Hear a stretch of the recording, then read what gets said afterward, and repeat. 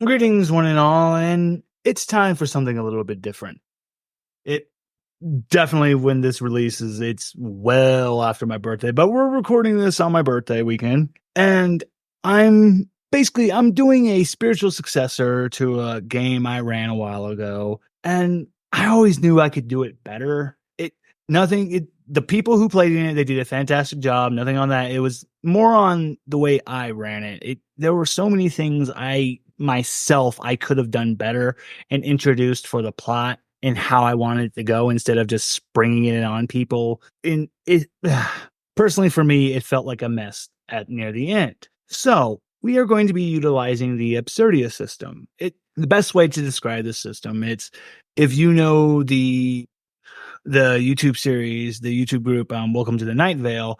This is essentially Welcome to the Night Vale, the tabletop system. It's fantastic, and it utilizes the powered by the apocalypse system. So it makes it really easy to pick a playbook, get your character in mind. But because it's me and everyone know, and if you're a long listener of our show, everyone knows I always put a little spin in how I use the systems.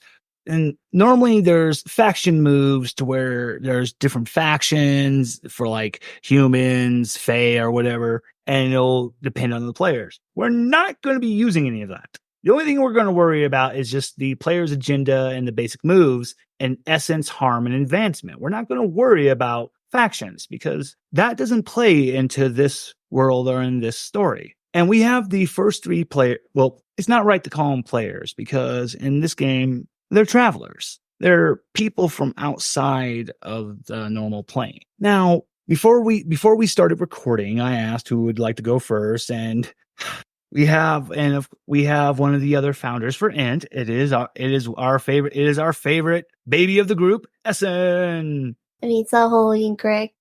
Excuse-moi. Now, please tell me about your character. Tell us about their name, good physical general description, and take us in a normal day of your character, please. I'll make sure I'm muted for this. I should have been a little better prepared.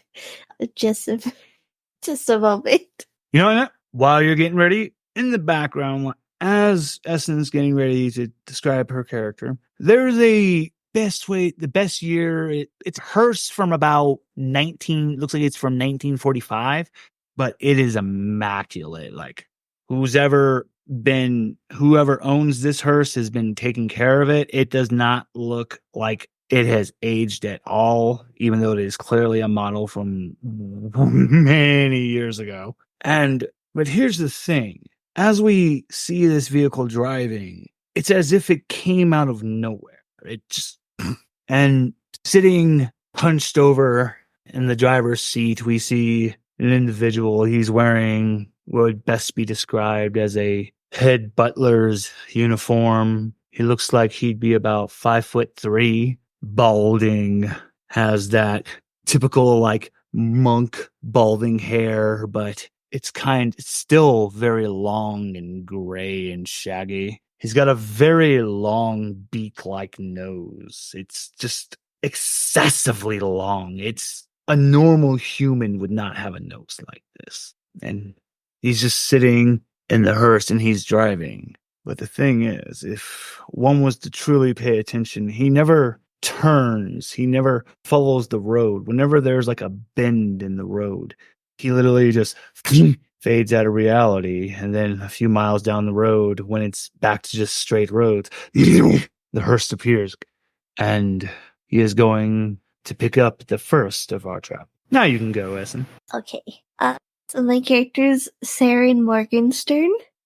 She's based off SCP-7090, which is the one with the galaxy in their brain.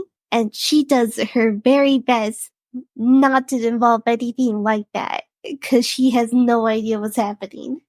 Okay. Now, as I was telling you outside of the chat, now this is for the listeners. In this world... Oh, thank you. I will make sure to get that updated right now. It's also 7090. Thank you. I thought I heard that wrong. All right. So allow me just to fix that real quick. There we go. Now, as I was explaining to the players, they are SCPs, but at the same time, they're not SCPs. This is not the SCP universe. This is not the type of SCPs that you've read on the wiki. They're different. This is a different type of universe. This is a different type of world. So, Seren, you have these anomalous properties. Oh boy. As you said, you do your best to keep your mind right. Now, are you proud, or do you like to talk and be public with your anomalous properties, with your anomalous abilities? Or do you keep them hidden? Hell no, she just wants to be a normal ass college kid. Thank you. And that was the next important detail I needed to know. So you're in college. So what is Seren's major? What does she study? Physics. Okay. So, goodness gracious, if this is one of my joke campaigns, I'd be just screaming nerd, but no, that's actually very valuable information. That's going to really help you in the future, Seren. So now, is she a good student? Or is she just like in the mid, just trying to get by? What kind of student is Seren? She's very diligent student, but she doesn't like pairing up in like group projects. So that kind of makes her fall behind.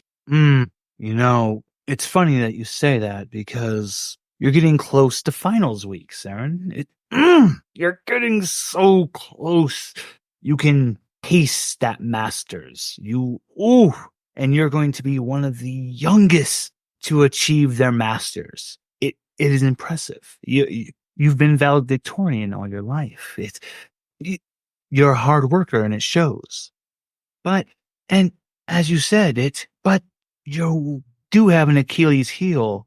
It seems like you have some social anxiety. You don't do good in groups. And for this finals project, your literature teacher, you always knew he had a flair for the dramatics. And of course, he said this final was going to be on the works of Lewis Carroll. And he wanted everyone to be in groups working together. And what color is Seren's hair? It's black for now. Oh. Well, here's the thing that makes it even weird. It makes you even more uncomfortable because everyone in your group is like, hey, we should do like that Gothic style American McGee's Alice. And Seren, you'd be perfect. So they've been trying to get you to wear costumes and stuff. It's just been making you feel awkward. You want some time to yourself. Where would you go to just try to find some peace? She would definitely take like whatever outfit they planned. Like, I'm just gonna put it on. She does, but then she runs off.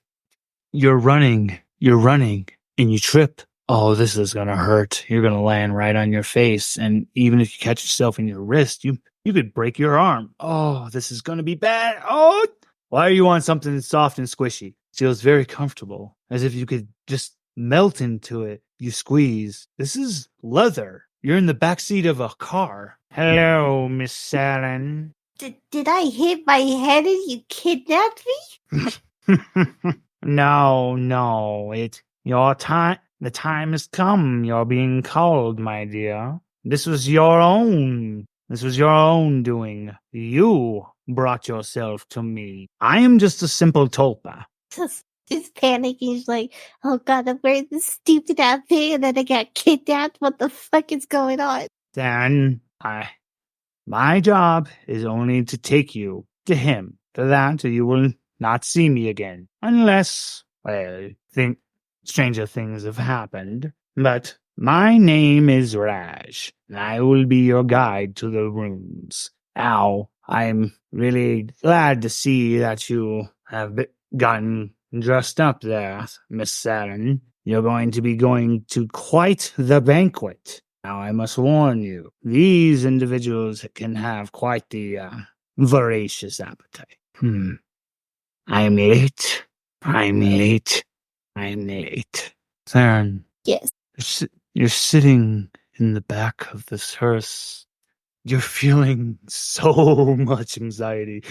You've definitely been kidnapped. Oh God, you've been kidnapped. Yeah. Oh no. It's like 2 seconds away from bursting into tears. You were on the freeway. You're now looks like in a very elegant garden, a very like the entrance to a very elaborate hedge maze. But decorated on all the hedges is a red rose. Standing at the entrance, there's these two individuals.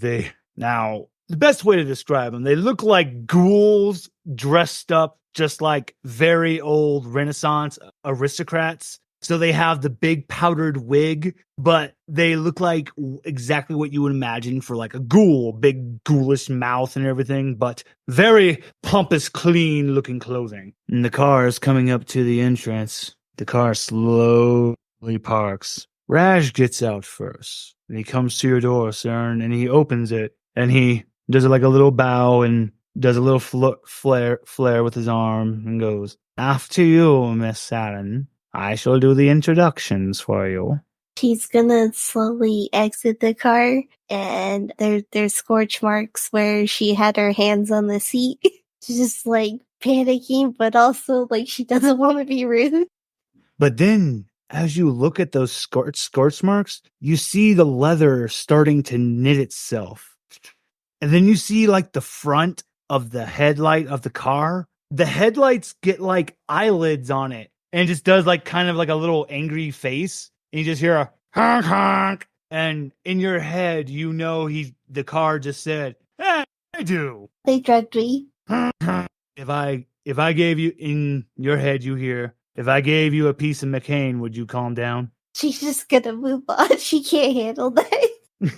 The car just, "Good luck walking." The sky is very beautiful and bright, but still a little off, because in the blue there's like a swirl of green, purple.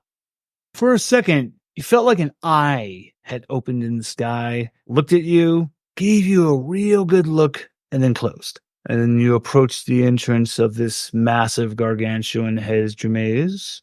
And the two guards are, "Yes. Oh, yes. You've brought another guest to the room. Is this one going to be another one for supper?" No, this one is not for your feast. This one is special. Please, take her to go meet the queen. But she's a commoner. I assure you, she's still smarter than you. The guards are eyeing you. Okay. Let us pass.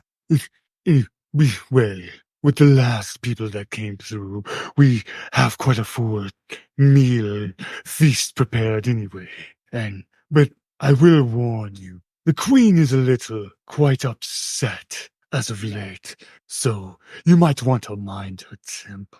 Yes. She looks like she's gonna have a stroke. One foot steps in. Your head, it hurts. You look at the guards, and God, does it make your head hurt to just look at them. Now, it's not because they're disgusting or anything like that. There's just something off now. Something's not right. And because of what you are, because of your properties, because of all of this, it hurts your head. You need to get away from it. You just go into the hedge, and as you're walking, you hear a little yip, a little bark, very cute little bark. Seren, do you look around? Do you look towards the little bark? He was working on like trying to clean up a scorching nosebleed, but yeah, that confuses her enough to where she's gonna try to figure it out. And you're looking, and as you're following it, you just start to hear like it starts to change into more like a whine, a cry.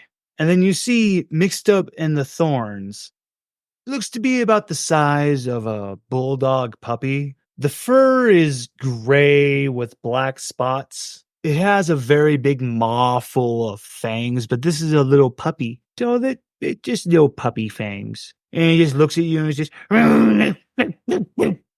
and the thorns are all wrapped up in its legs. As every time it tries to move, the branches get tighter and digs into his little legs. She's gonna use her hands to like scorch the vines a little to break them up so it's easier to get out of. Slipping, wiggling, boop!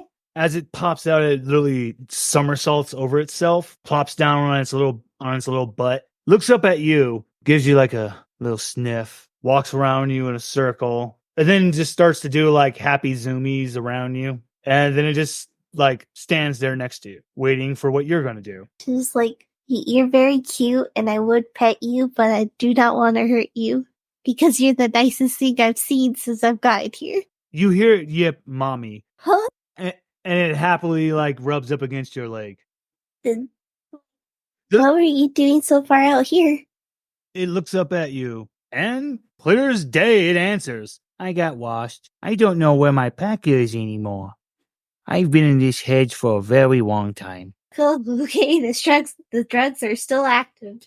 It just does like that quizzical pup dog head tilt at you. And as you're just looking at this dog, wolf, bear, cub thing, it was daytime and all of a sudden it's like, it's night? No, it's still day. It's just you're encompassed in a gargantuan shadow. Do you turn around to see what is casting this shadow, Seren? Yeah, I do. What you see is, now, this individual, she is about a good 7'5", and on a good day, she would be about a good 500 pounds. She has a very tiny crown on the top of her head, black, short cropped hair, her massive red and black Victorian dress, and she holds a scepter. And at first, as you look at it, you think it looked like a heart, but then when you look at it again, it's clearly just a skull with like ruby eyes. Well, aren't you just an adorable little darling? What are you doing all by over here by yourself? Drugged and kidnapped me. Will not do. That simply will not do. Oh, no. Come, let the queen help you out. And with this, we're going to shift to one of the other visitors right now. Seren, we're going to come back to you. Now, for their next traveler, we're going to come to Swoley. It's your turn. Yeah. Now, tell us about your character. Tell us their name. And like I said, if you haven't thought of the SCP yet, don't worry about it. Well, of course, you couldn't. Two SCPs exist in the same space. And it's Oh, yes. alrighty. Oh, yes. All right. So my character is Dr. Maximilian Corvinus Craven. And he is, like I said, a neuroscientist. All right. Based off of SCP-049, the Plague Doctor. Excellent. Now, tell us, how has your life been with your anomalous properties? Because as I said, it doesn't have to be that where you're walking around turning people into zombies and such. What is Craven's life? What is Dr. Maximilian's life? Well, he's obsessed with the past, and not only the past, the thought of the afterlife. He notices various things as people die, and it's become an obsession. His life is basically finding out what a person's mind goes through at that last moment of death. And this, of course, has led his career to be in some shambles. He performs various experiments on homeless populations and animals and such. Okay. Now, what is the past few days been for Dr. Maximilian? What is currently going on for Maximilian?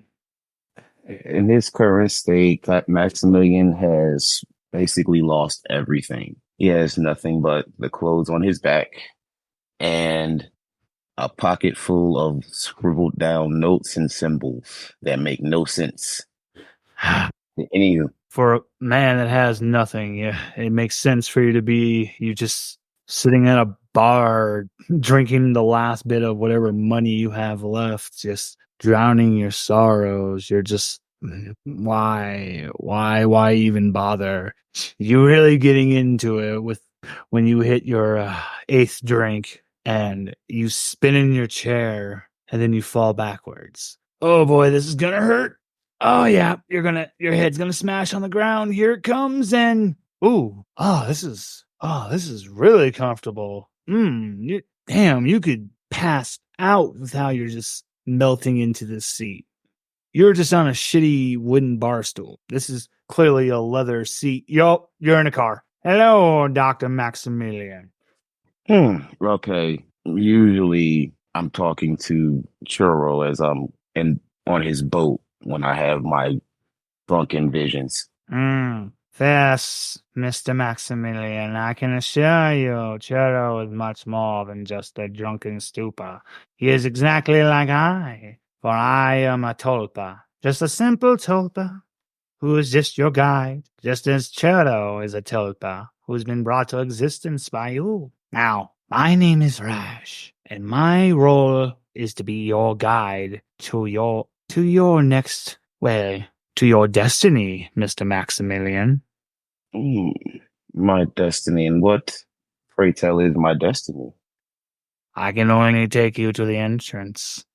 It is up to you to find out find out the rest. Let's just say I'm taking you to a place that exists, but at the same time, it does not. I don't understand.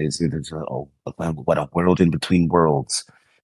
So this is what the river Styx, basically. That's what you're telling me. Oh, oh, you really flatter me, Mr. Maximilian, to think that I'm the ferryman. That is quite the role. But no, you are not on the river Styx. You are still quite alive, just a little intoxicated. The individual that is waiting for you at your destination, he will do a much better job of explaining. And you're in luck. He's a doctor, just like you. Interesting. A doctor in what exactly? You know, I never did ask him that. All I know is he calls himself Dr. Bright. Well, he goes by a different moniker now, ever since things have changed. Well, if he has the answers, actually, then take me to him. Of course, right away, Mr. Maximilian. And as you're going, everything's just normal city you've been in, and then, you should have gone down a curve, but you just kept going straight, but nothing is making sense to you now. Did you just go into a wormhole? What is this? What is going on? Rash just looks in the mirror, gives you a nod, and keeps driving. And as you come through just this miasma, the spectacle of lights and colors, it looks like you're in a mall. A lot of closed stores. And sitting there, what looks like sitting at one of the benches, there's what looks like a gentleman. You can't really get a good look at his figure or anything because he's reading what looks like a newspaper. That is Dr. Bright. It's been an honor to meet you, Mr. Maximilian. If it comes our way in fate, I will potentially meet you again. Good luck. Farewell, Roz. So when you exit the vehicle, you can see it's this immaculate hearse that clearly looks like it's from 1945. And you're clearly inside the mall, and when he takes off driving, it just fades away. Like by the time it reaches where the tables and everything are, where Dr. Bright is sitting, it completely fades away. What do you do first? First, he's just stares stunned at what he just saw, and then begins to look around to see his surroundings better. This is clearly a mall, but yeah, it's so many stores from things you clearly have never seen. Look like something that would be like in vogue or be the next fad in maybe the next few years. And other stores are clearly holding merchandise from yesteryears before. So many different stores, but they're all empty and varying in age.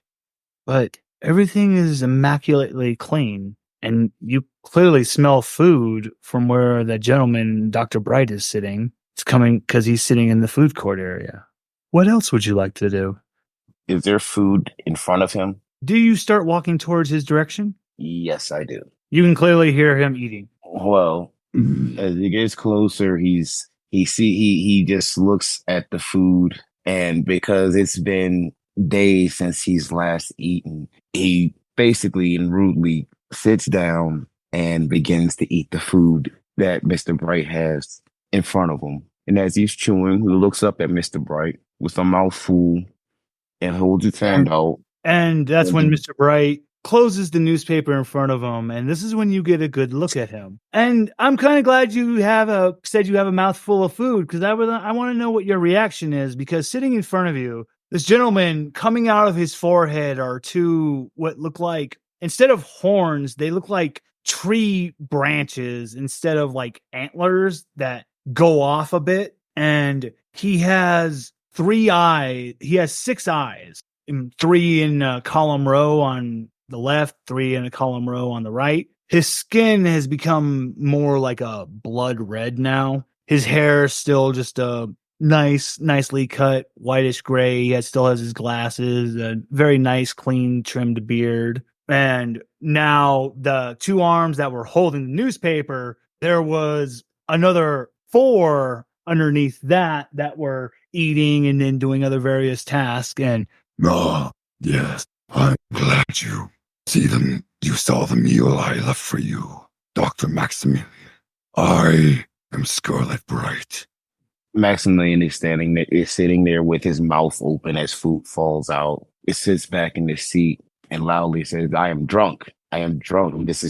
I am drunk and passed out. This is a dream. I am drunk and passed out, and this is a dream. And I'm going and start slapping himself to wake up. It hurts. You slap your face. You can feel the pain. And Bright looks at you and goes, No. I'm sorry, Mr. Maximilian. This is no dream. This is no drunken stupor. This is all too real. And as I said, my name is Scarlet Bright. And in another time, I was Dr. Bright, and I was the Scarlet King. I was held back in my dimension, never to know freedom. Always cursed to have brides and children of a Satan. It was an endless game of wishing for freedom, but then I met this Bright, who truly despised SCPs, hated them, wished their destruction, and he found my universe and found me, and he let me have his body, and I finally have everything I ever wanted. Where you are, in some planes, on their little computers, they call it the back rooms. This is a infinitely spawning area of liminal spaces, and I welcome you, Dr. Maximilian. This is my foundation, and it appears you are to be one of my SCPs. SCP. Okay. Do I have a choice in the matter? Now, did I say this was a bad thing? No. You blink. He's right behind you. You blink. He's all the way at one of the stores. You blink. He's upside down on the ceiling. You blink. He's sitting back in front of you again. Oh, Maximilian, you always wondered why you felt different. Your true potential never reached. This is your real home. There's so much potential for you here. All I see is empty stores. I'm a doctor. I Maximilian, look again, but this time, look with your heart. Do you look with your heart? Yes. What is the most fondest memory you have? What would be a store? What would be an item that would be connected to this fondest, most beautiful memory of your life? It would be a time in which, for the first time, his mother took him out to a grand opening of a mega store, a mega mall. And the first thing he remembered was going to the food court and getting his very first burger that wasn't made from home. There's that stand. There's that smell. All memories. And no, there's no way it can be. No, but it has to be. You only see her back, though. But is that Mom? Do you start to walk towards the stand? Michael? Yeah, go ahead. Do you approach the stand? Yeah, I approached the stand and Oh, okay. Before anything else, at every step you take, you get younger until you're the age you were. You're wearing the same clothes. You have the same haircut. Everything's the same. You take a deep breath. It even smells like that. Oh my God, you're in that mall. Crowds, all the same people. All the same things. You remember everything. Everything is the same. Only thing that's different is there's Scarlet Bright just looking. But go ahead and continue now.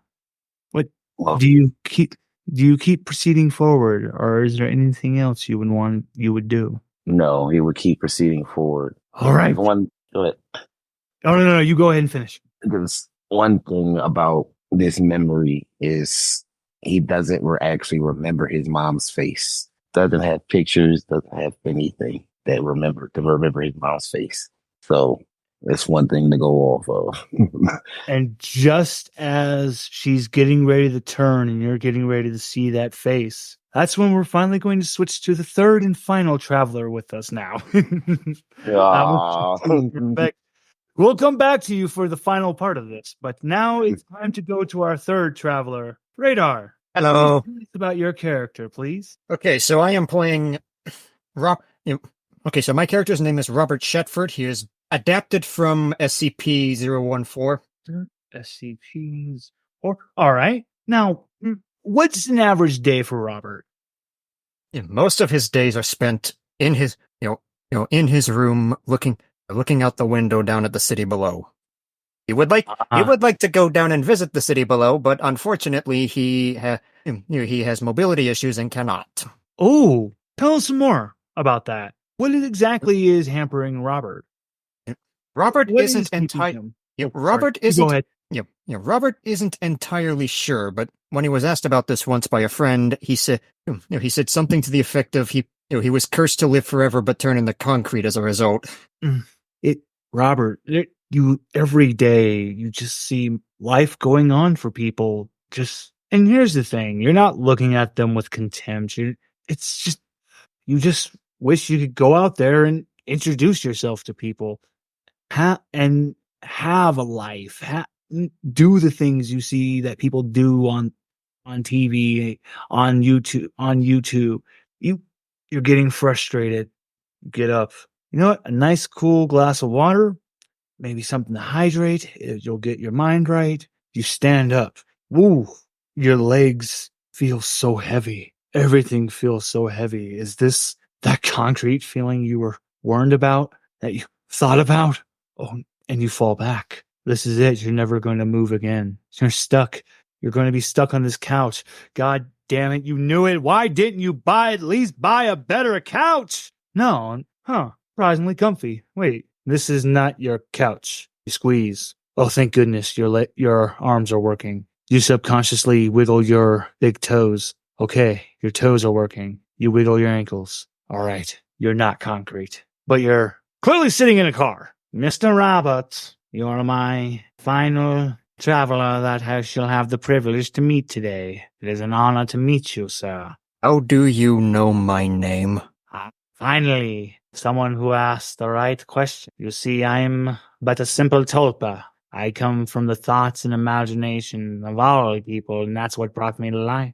So, of course, the one that helped contribute me of course I would know his name. I made you? You had a hand. Everyone had a hand in making you. Well, just like with all tulpas. Robert, didn't you ever have an imaginary friend? He left. Well, he is an asshole, but that is essentially a lower rank tulpa, but a tulpa all the same. My name is Raj, and in all the time of all the people that I've had the privilege to see upon, you're the one that I have been waiting to take to just take them from their mundane life. Mr. Robert, how would you like to have a whole new life? What's the catch? Well, embrace. Well, the only catch I can think of, Mr. Robert, is that you will have to embrace your fears. Because once you have always feared and thought would be your handicap, will be one of your greatest strengths. It will, well, the expectations, what everyone is expecting of you. We have big hopes for you, Mr. Robert. Why, I'm taking you to meet someone, and hopefully you will help him remember who he was. This is, I guess you could call your catch. I would call it a favor. Would you do this favor for me? A long beat passes as Robert looks down out the window and at various places inside the car before finally responding, "Yes." Mr. Robert, thank you. This truly was one of my best friends in a time long, long ago when I was a different shape, a different individual, before I was a tulip. When you were looking around the cab of the car, you saw a really nice looking purple top hat, and around the rim of this top hat is playing cards. But these playing cards, instead of the typical Jack, Queen, and King, it's this individual with that same top hat, and then what looks like a little mouse wearing a nice little vest, and then a rabbit with what looks like blonde hair. Are you a gambler?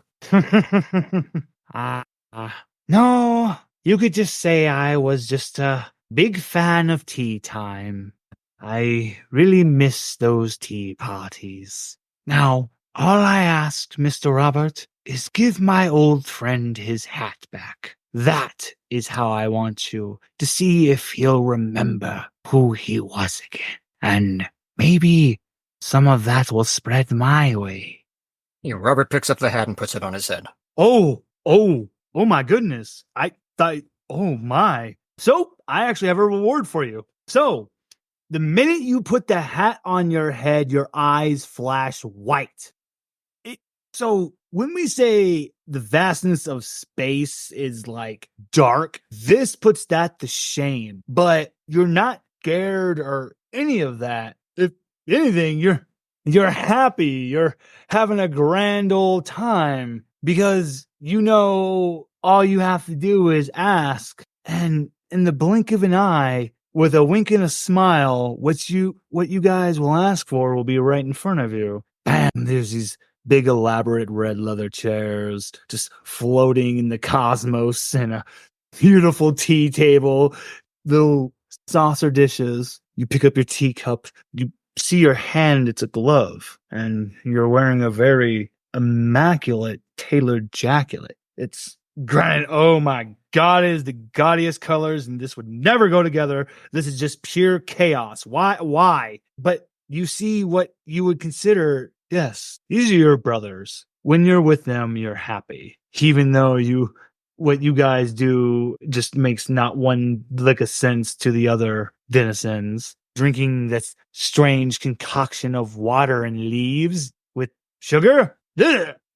And then you blink, and then you're in a herd of space. There's now all this light, there's stars, there's these large orbs of dirt and gas, and you've been told they're planets and such, and just and then you look up and you're just, oh wait, why is he? And then you scream as you feel your face start to stretch, your bones cracking, your body, it hurts so bad.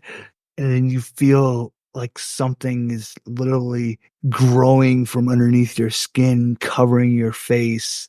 And then the last thing you see is one of your brothers screaming and writhing on what was your beautiful, immaculate table as he gets shorter, his legs snapping and breaking. He gets wider. His fur falls off. He just has skin. And then he starts to grow a strange nose on the front of his face, and then everything goes black. Your eyes stop glowing. Am I back in the car? Yeah, you're still in the car. Okay. Raj he looks at you with a very sad look from the mirror. You can just see his eyes. He just looks sad, and he just keeps driving. We're almost there, Mr. Roberts. We're almost there. Now, where you've come out, you were clearly in a city, but this looks like a very dense forest. This is so odd. It's what? And just trees all around you, yet the car is driving perfectly through everything until finally this building makes no sense because it looks crooked and bent, crooked and misshapen. And then you see what looks like it says Haberdash and then scratched out surgeon. We're here, Mr. Robert. Good luck. Thanks. Now, as you get out of the car, something is definitely off about these woods because you're looking left to right. Now that you're really thinking about it, this is a clear path that you guys were driving on. It wasn't that you were bobbing and weaving through trees. He was just driving on a perfect path. And something tells you do not divert from the path. You feel like there's so many eyes upon you. Yet, no, nah. And then finally, you see a little, what looks like, yeah, that's clearly a little chipmunk, and he's wearing overalls, and he just comes walking out of the trees. Oh, well, hello there, friend. What's your name? Robert Shetford. Oh, Robert. The chipmunk, he looks at you, and at first, it looked like something was like a strange astral form was coming off of his body. It was going to come towards you, but then it got sucked back into the chipmunk. Oh, dang it.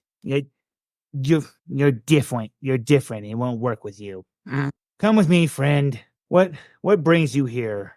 Instead, the fellow who brought me here said he was a tulpa. He was driving a hearse. Wait. Oh, him. Yes. Oh. So I take it you're here to see the gentleman in that building then? Yes. Oh, I like your hat. Thanks. It's not mine. Something. Now, we know you're definitely different, and you're like us because I couldn't make the switch with you. I'm gonna go have to talk to Oberon. Interesting. Well, Robert, good luck with the doctor, and if you come out in one piece, would you be willing to go a little farther down the path? I'm willing to take a few steps, but I do not make promises that I will go as far as you want me to. I like you, Robert. Welcome to 4,000, by the way. And the chipmunk goes back into the woods, and he's gone. Do you go towards the crooked building? I mean, where else is there to go? Well, would you actually like to really look around once you approach the building more? Let's get up to the front door and then look around.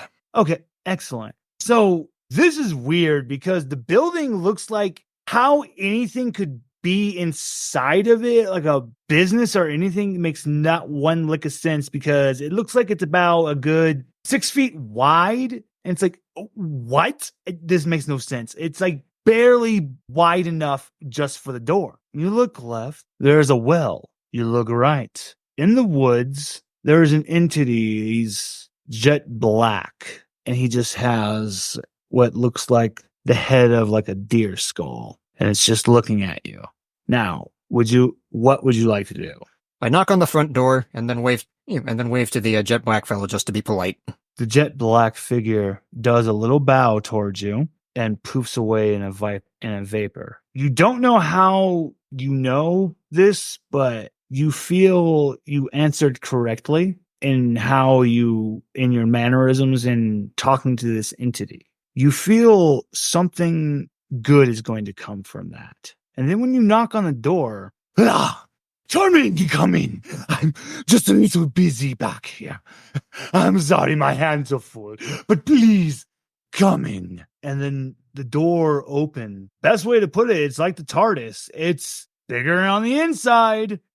You look inside. This is like the size of a grand hall in like a mansion. You back away from the door and you look. Nope, it's still the little stained, skinny building. Look back in. Yep, grand hall. About maybe a good 5,000 square feet just for this area. Do you step in? Yeah. Now, looks are very deceiving because, yes, the outside of it was like all cracked and just, it looked like this was going to be your stereotypical haunted house, but it's immaculately clean. And the one thing I guess you could say brings alarm is just this sense of like paint and wallpaper, because you just see what looks like someone was trying to paint like a designer or something, but then got upset and then just did like red X's all on it. It's just in black X's and just don't look at that.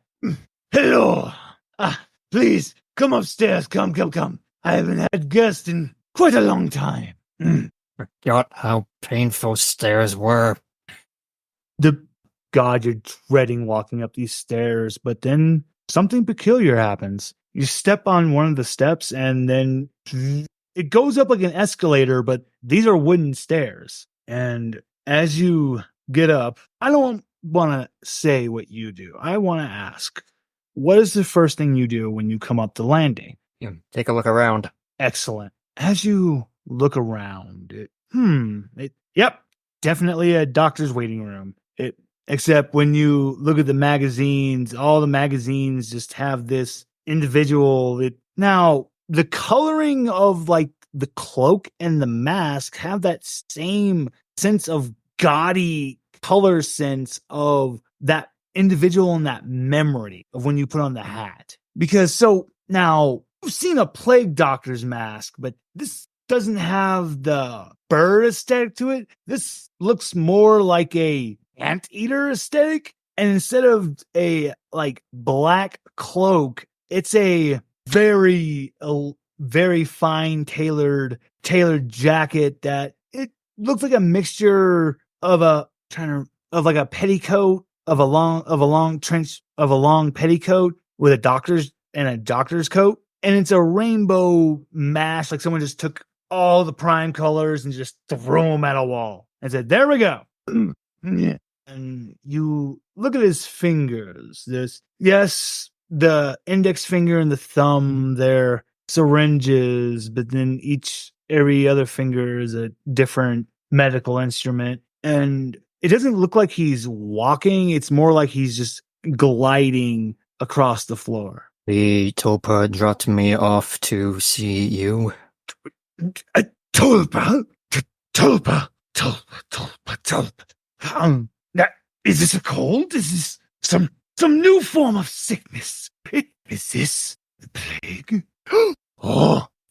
Yes, that's what it. He stops as he's going into this elaborate thing, and he freezes in his steps. What is that on your head? It's hat. That's no, it's a tumor. It's the source of your sick. I don't like it. He like starts to cower away from you. Just, what is this? Shall I remove the hat so we can continue then? Oh, remove the hat, Robert. You feel like a heartbeat as the hat. You can tell the hat is just locked on the doctor. Just Tulpa. Step in time. Step in time. His body starts to twitch and crack as his neck violently jerks left and right. And Radar, this is up to you. What do you do? Start to back away towards the staircase while keeping an eye on him. And he's not rushing towards you. You notice one of the hands, the instrument's literally being sucked back into the finger, it growing what looks like that white glove you saw in your memory, fighting back, growing back into the doctor utensils. And he's just, is it tea time? Are you okay, sir? Tea time. Now, as the doctor is losing himself. As I said, these are my versions of the SCP. This was supposed to be the plague doctor. Now, it's not zombies that start, filling the room. It's something much stranger. It's marionettes. It's chairs that have been given life. It's all these inanimate objects that can now speak and move. And they all just say in unison, tea time. Yep, I think that's my cue to get out of here. And as Robert goes to turn and run, we're going to, because we're now getting to the point of when we're going to leave off for this session, but I want to do one last scene for everyone. So we're going to go back to the top to Essen for Seren. Oh boy. Yeah. All right. Now, Seren. Yes. You've been walking with this individual who calls himself the Queen. She's just, oh my. She's, now granted, with those big fangs in her mouth and the massive maw, you were expecting like a fiery temper and everything, because you could have sworn when you first laid eyes on her face, you saw a look of intense rage. But no, just a big old happy smile. And she's just telling you about how, her beautiful red roses have really come into bloom, until she stops and there's a white rose. The entire time they've been walking, she's been glancing at her behind her sunglasses. I forgot to mention that bit. So, please, sorry, you were doing what with the sunglasses? She's been wearing sunglasses the whole time for reasons, but she's been she saw the rage at first, and so she's been trying to if I look fast enough, maybe I can see it again, because I'm suspicious as fuck. So you see that flash of rage for a split second as she looks at this white rose, and you see she wants to reach out for it, but then her body is violently forced to stand straight, and she's just, yes, my beautiful red roses, there's nothing amiss. And you can tell she's clearly ignoring the white rose. Yeah, Seren's gonna I don't want her to lose her shit because I don't know what's going on, so she's just gonna quickly pluck the white rose and burn it. Oh, Queen is happy. She's telling you all about how they like to play croquet, and how you simply must join them for a game. And you're getting to the massive feast table, and you see more of these aristocrat ghouls. Your head, you blink for a second, and you think you see rectangular shapes, but that doesn't make sense because that's where bodies, what? And you go. As you're approaching, you clearly see those are bodies. And the Queen takes a seat at the table, and she is motioning for you to sit right next to her, Seren. She is super panicking, but also she doesn't know where she's going to go otherwise, so she's just going to sit down and try not to look at the table. So you notice the ghoul. So you're not looking at the table, but you clearly notice the Queen's not eating. Something very off. And she's just sitting looking. She's telling you more about how she'll take you to the castle. And then she starts to tell you about how her sister, and then one of the ghouls looks up and goes, Majesty, I do believe you're mistaken. You don't have a sister. She freezes, and then you start to see her face just start to turn blood red, and then goes back to normal. Oh, silly me. I am mistaken. Do you press it? She'll I would like to know more about your sister. And one of the ghouls is just insisting. Look, I don't understand, but I'm telling you, the Queen does not have a sister. And Queen's just sitting there for a second. I'll ask one last time, Seren. Do you press it one last time? Yeah, in fact, when he insists, she's gonna use centripetal force to launch a croquet ball at his head. Wow. It's really uncanny that this goes perfect, because the Queen if you would have been looking at her, you would have been noticing that her skin was starting to have cracks form in it. And there was this strange green glow coming from the cracks. And finally, her entire body just goes beet red as she screams, "Off with his head!" as a massive explosion goes from the queen. And you knock out the aristocrat with the mallet. Look where the queen was. Isn't he still there? Oh, yeah, I said yes, I would. Okay, so as you look, when the smoke is clearing up, you don't see the massive towering frame. You do see like a big bulbous head. Like this head is just, ugh. And then like a very tiny little body, but her face is done with that typical French monarchy, white powder, just excessive red cheeks. And she like fans the smoke away. And she's holding a little scepter with a red heart on it. And she looks at you, Seren, and she does a curtsy. She's gonna clumsily do one back. My goodness. And she turns, and once again, her head just turns a massive, like, beet red, and she just belts out another scream of, "Off with their head!" And literally all those ghoul aristocrats sitting there, their heads pop off. Oh, joy. But there's no gore. It's just more of those same strange explosions. And then what passes out on the ground is you see individuals with bodies that are playing cards. Yes, the return of the drugs, clearly. He gives you a little tap on the head with the heart scepter. You're not under the influence. This is real. Thanks, Seren.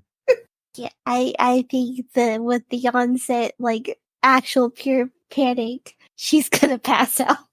And that's when she points a finger in the direction of where you're passing out, and a very beautiful, big, giant rose bursts forth, and it has like a female anthropomorphic face on it. And she goes, "Oh, dear!"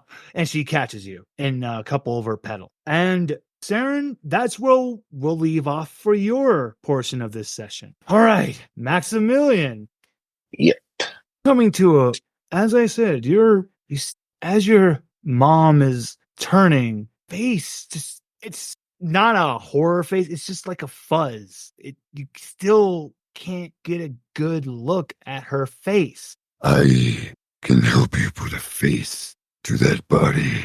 Join me, Maximilian, and every good memory will be here, and every memory of misery we will burn.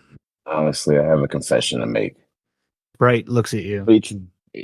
My obsession to remember my mom's face led me on a different path. With my experiments, I've learned that it is possible that you can use that it might be possible to transport other memories onto other people. I think maybe you can help me improve on this type of research, or even shape it to your design if you wish.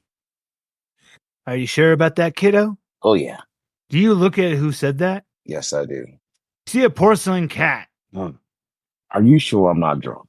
Like, this feels like a fever dream right now. Maximilian, ignore that little trinket. Just focus back on our deal. Hold on there, buddy. Hold on, buckaroo. You had your time. It's my turn. Are you sure about that, kiddo?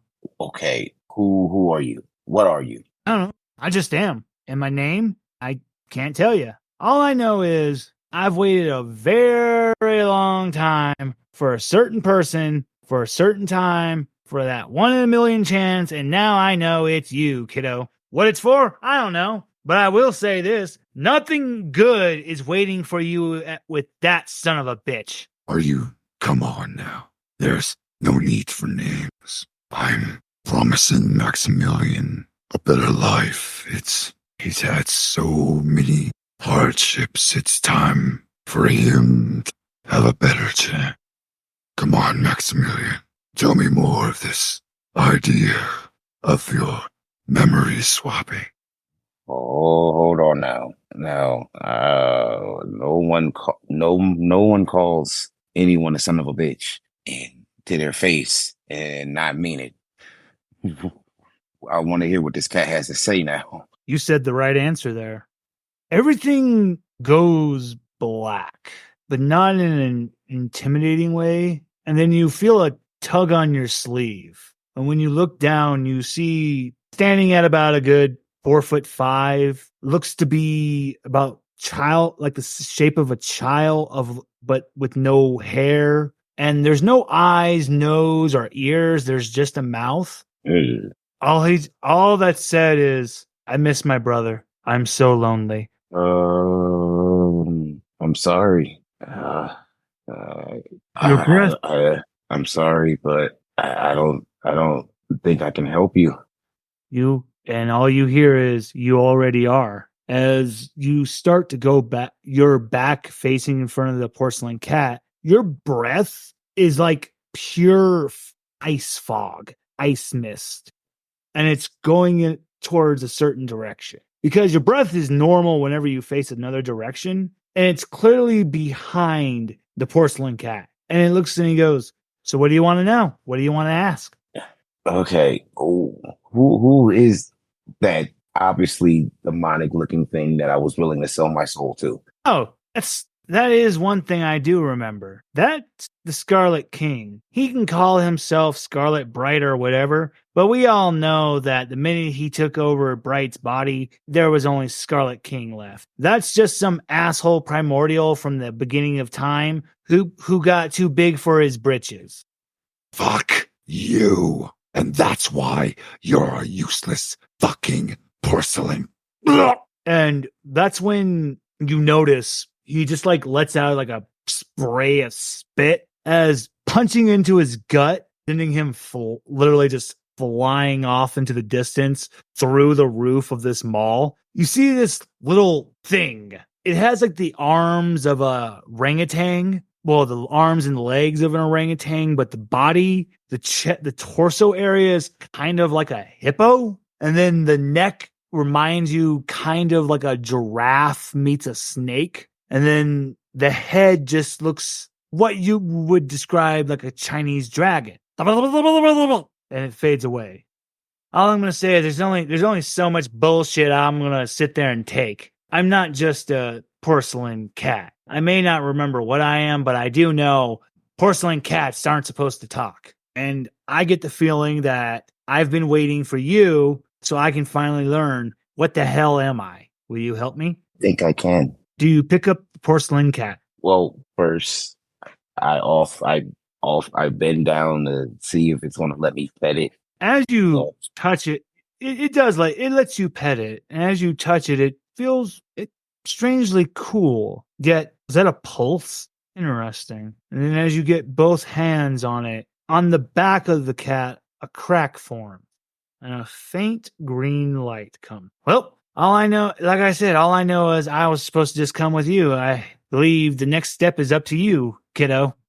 All right. So, yeah, I pick up the cat. And as you do, you see that ice mist form as you talk in the direction you are facing the cat. But when you look in other directions, you don't have the ice mist. Do you follow in that direction? Well, seeing as this is basically an empty mall, everything's basically closed, and this draft could be good. It is a draft, so it's potentially a opening to get us out of the mall. So yes, I do. So as you're following in that direction, you notice the mall starts to shift, change, the walls, the doors. Looks like he woke up and looks like Scarlet didn't get to have his way. You were on the floor of memories, and this is a particularly nasty floor because someone can take advantage of your memories to take advantage of you. And you almost bought into it, hook, line, and sinker. But it's not your fault. Like I said, this is a very dangerous room. And Scarlet is a particularly nasty sociopath. Yes, primordial things can be sociopaths. Oh, shit. Now I'm curious. About what, kiddo? About what memories he holds. He himself, if he possesses different beings and different people, does he just become them and take everything? You know what? I'm sure we'll find out. Let's do this. And as you head in the direction of that icy mist. Crawling along the ceiling, never noticed, like an anthropomorphic crocodile Komodo dragon with its head is rotted like a skull. It drops down from the ceiling. It opens the communicator. Hey, Zero. Yeah, I'm trailing him now. He didn't notice me. Yeah, should I take him out? Hang back. Ew. Zero, I hate you. Ew. Okay, I'm gonna go after the other ones then, if you're gonna do that. All right, sis. Talk to you later. And the strange creature, its body takes on like a chameleon camouflage, perfectly blending just into the surroundings, even though it's not standing on the walls, and it's gone. And now we'll finish up with our last individual running from a literal house of puppet doll horrors, screaming tea time. We come back to Robert. He's trying to run. As you're running, but it doesn't make, nothing in this house makes any sense anymore. It reminds you now of that painting, the House of, God, I'm trying to remember what that painting is called. Was that the House of Usher? No, not the House of Usher, but no, it's that painting with the stairs and just all directions. Because 1 minute you're going down that long staircase, but you could have sworn you're going down. Now you're going diagonal? MC Escher, thank you very much. It's the MC Escher painting. Nothing makes sense until finally you don't come to the main entrance area. You come to what looks like a simple, nice little kitchen. There's nothing in here. And thankfully, the living furniture and dolls lost track of you. At this point, he takes a moment to. At this point, he takes a moment to catch his breath and has a seat on the floor up against the wall. And you're sitting there, getting your breath, just like, okay, the Tulpa said you're in for some excitement, but this is really not what you signed up for. I mean, come on now. You're just trying to get your mind right. And then finally, just like you hear a little pitter and patter, and there's the hat. It comes into the kitchen, and there you are. I really had given up, but then you finally woke me up from my nap, and I dared to dream that tea time again. I'm sorry, who are you? Let me make sure I have the right name real quick. Well, my name was Dormouse, but I guess you can just call me Door. It appears I'm probably the only one who still has his memories. I miss my little legs.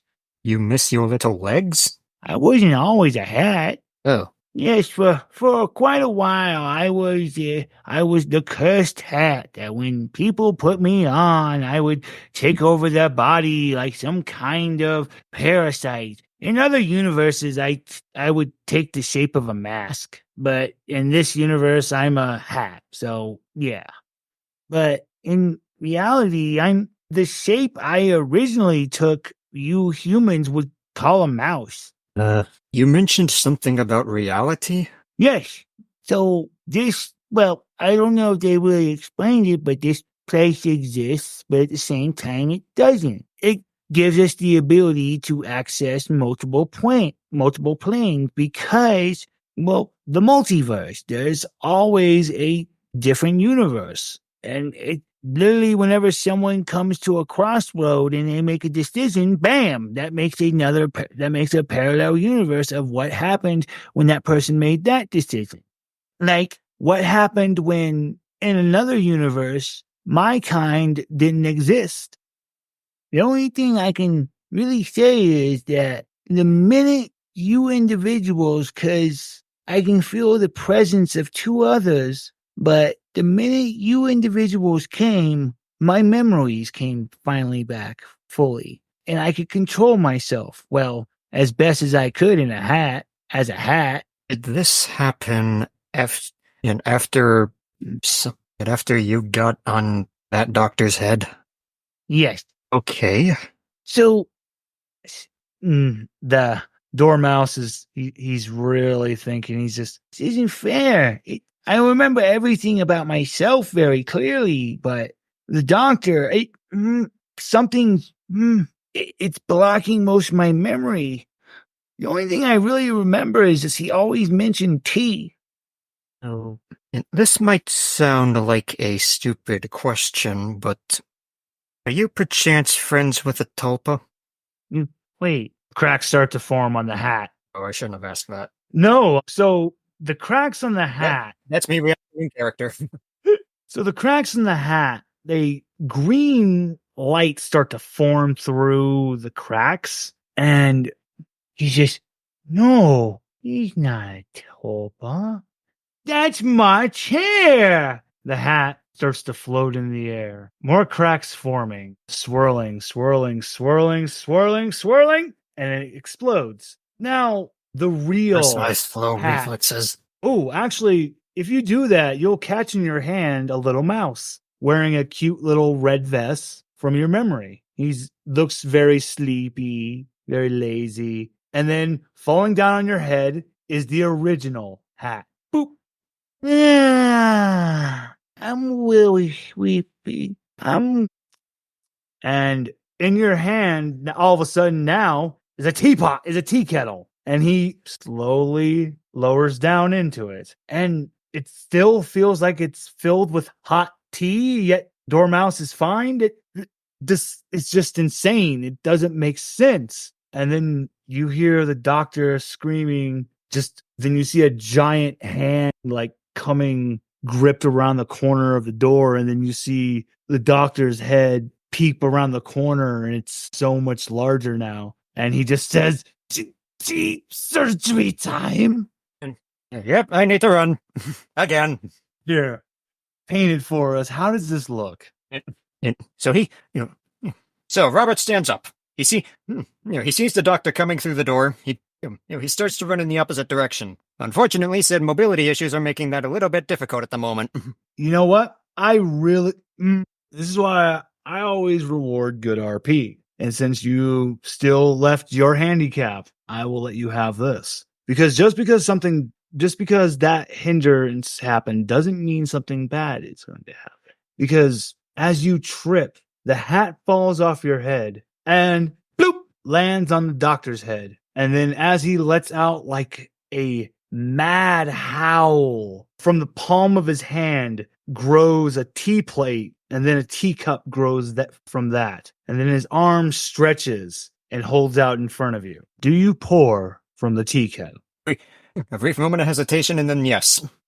You pour. It's the perfect tea, the perfect temperature. It actually looks pretty good. He pulls back to him, takes a deep whiff, and with a quick sling of his hand, the cup is emptied. Trillions of cracks form in this giant body as literally just starts to spin in a tornado, just never disrupting you or Dormouse or anything. And the hat staying perfectly on his head. And then with a violent explosion that affects the entirety of the house. It still has the MC Escher effect, the same insanity, but now there's a burst of color. It's not as dreary. There's more cushy furniture. There's the table for tea. There's tea cakes. There's tea accessories everywhere. And then lowering down about a good 5'2", laying in literally midair with his chin resting against his fist. He, floating down at you, pulls his hat off his head and goes,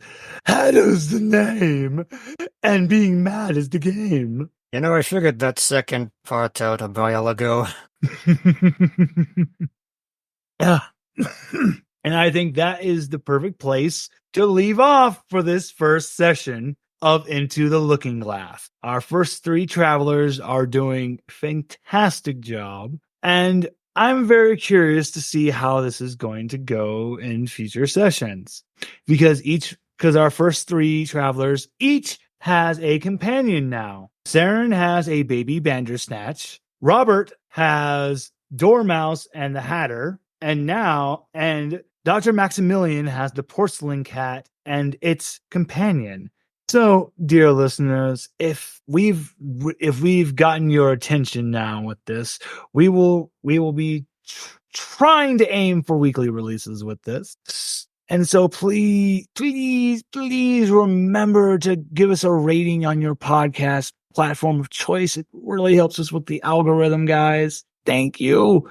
And you all know, until the next one, goodbye.